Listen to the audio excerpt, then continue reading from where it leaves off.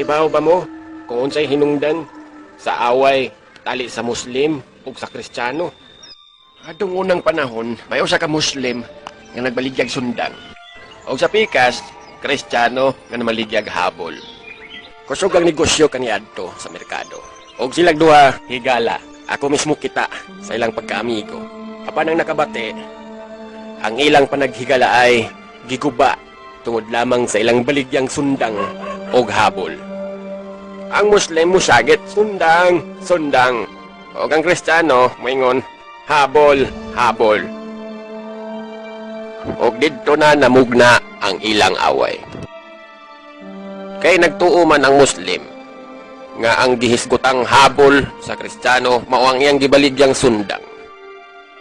Usa na katigbas, patay ang Kristiyano. Ug ang tanang tao nialibwag. Nibarog ang Muslim atubangan sa patayng lawas sa iyang amigo nga Kristiyano. Og ningon, ingon ka habol, hait man lagi.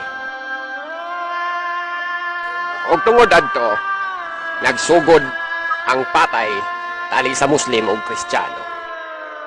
Mo nang ako di ko gusto nga mag-unay ang mga tribo dinhi sa Sugbo. Respeto kada tribo.